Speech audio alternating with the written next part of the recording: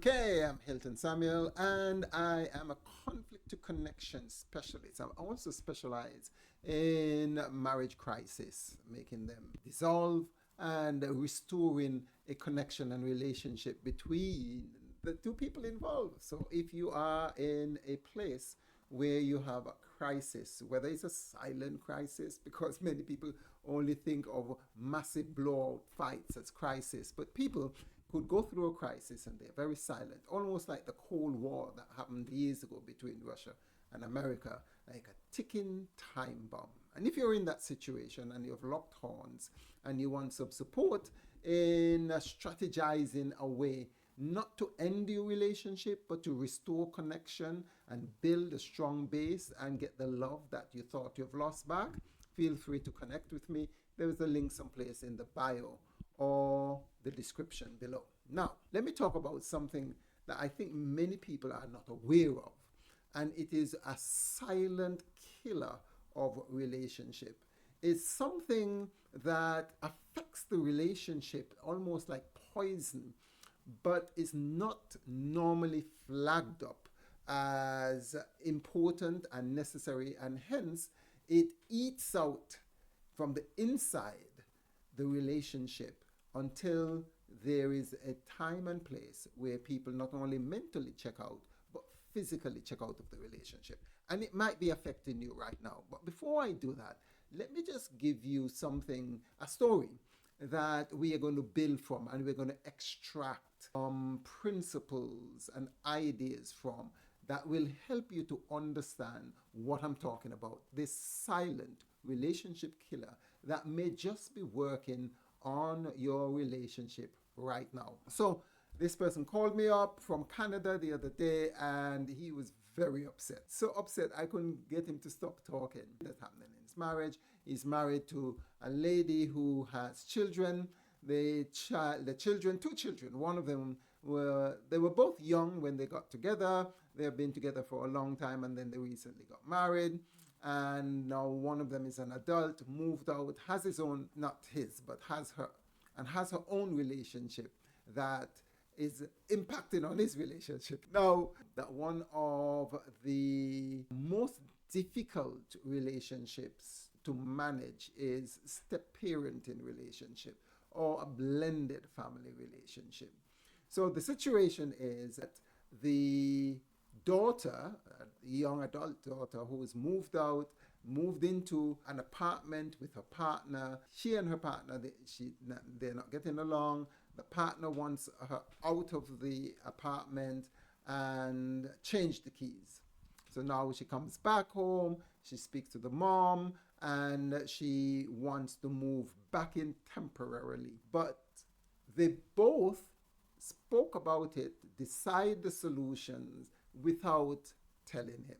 He only overheard them speaking about it, and he was very upset and felt very disrespected that they didn't involve him or not involve him in the conversation. And this has happened before. So now he's all triggered, and he felt that what he's going to do, he's not going to do anything. He's just going to leave the situation. He's not going to say anything to them. But here is the problem. He had moved out of the bedroom, not because they were having conflict, but because his wife snores and he is now sleeping on the couch. You know, they're two-bedroom, the younger child has the other bedroom, and he just feels comfortable lying on the couch, sleeping on the couch.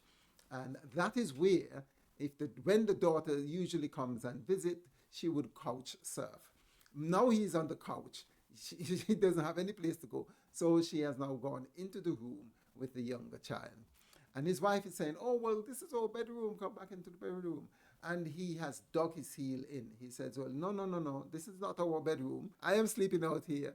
And he's not going to move. Now, the thing is, what was interesting is that he has nothing against the daughter. And he would be quite willing to support her to navigate the problem that she's having in her own relationship. But the way they're going about it is to make decisions apart and separate from him. And as the man of the house, he feels sidelined. He feels that he is being disrespected, that they have no regard for him. So now he's not going to, in any way, shape, or form, conform to what they are doing. So there's a sour relationship, there's a sour air, there is a stale air. The situation is fraught with tension, and he doesn't like it, and of course they don't like it. And I thought about it for a while. I was speaking to him, and I said to him, you know what, they might be afraid to speak to you. He was shocked that such an idea is beyond him. He can't really think why they would be afraid to speak to him, why they don't just come and speak to him. But I have to remind him that in former times, because I know his family, in former times, when things happen, sometimes he is very reactive, and he's very outspoken, he's very direct, and he says what's on his mind, and he navigates things in a way that could put people's back up, that could ruffle their feathers, that could rub against their grain, their emotional grain. And sometimes he would come up against the daughter. He would speak his mind, tell her straight what he thinks, his own opinion about it. And I suspect that obviously mother and daughter relationship is very tight, very well established, and the mother would be happy to support her daughter, and she could come and live and stay with her as long as the situation, as she navigates that relationship breakup with her partner. Now, here is the issue. Here is the issue that many people don't fully grasp how they impact other people, and how other people silently orchestrate themselves around him or her.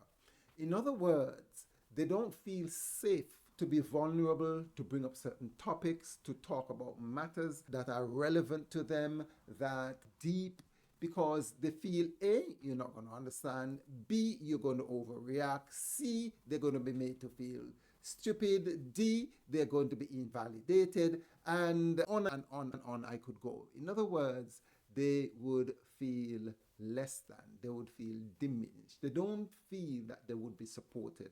They don't feel that their feelings would be validated.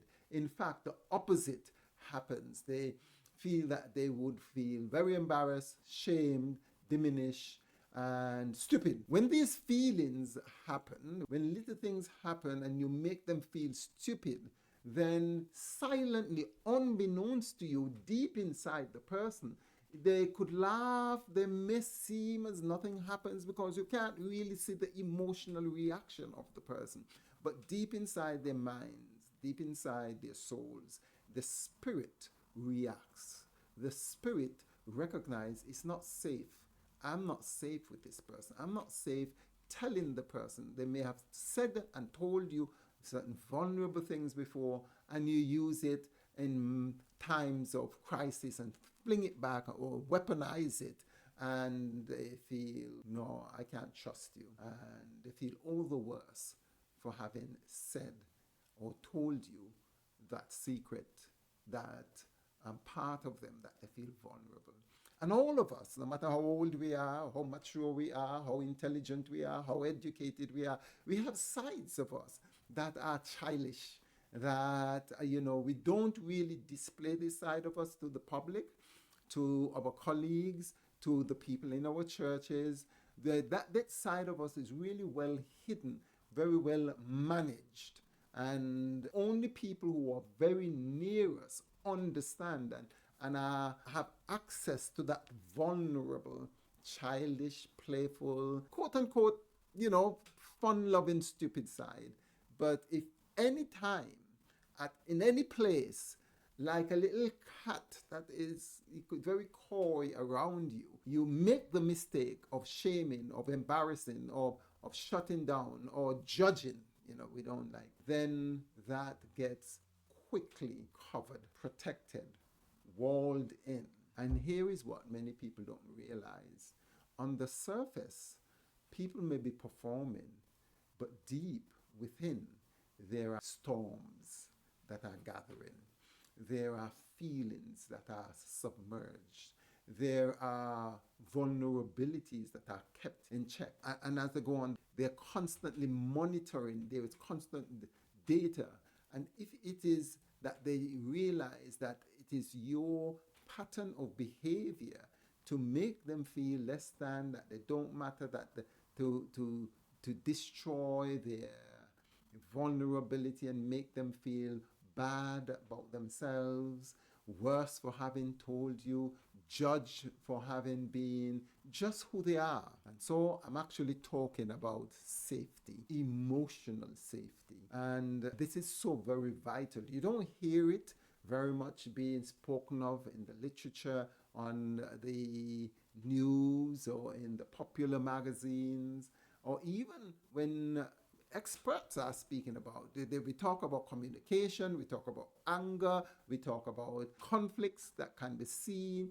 but we don't speak about this foundational pillar that, if affected, could ruin the entire. And so, how do we cultivate safety? I like Denver Griffin. He has the 3 P's: positive, polite, and playful. Be always positive, polite, and playful. You know the words. I want to suggest to you that you don't make an issue of every little thing. You don't overreact. You just let some things slide. There's some things that you need to deal with, but let some things slide. There is a saying, don't sweat the small stuff. And then I think there was a book about that, don't sweat the small stuff.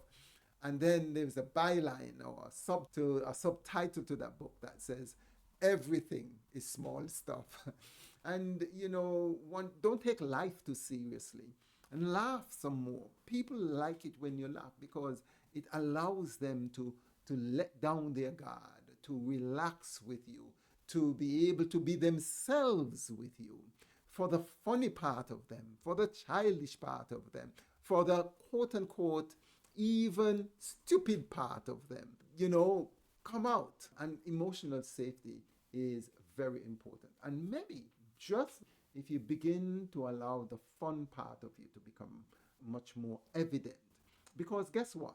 It is that part of you that your spouse was most attracted, that happy, fun-loving, playful side. So if you develop that, you will be surprised to recognize that the person would mirror you.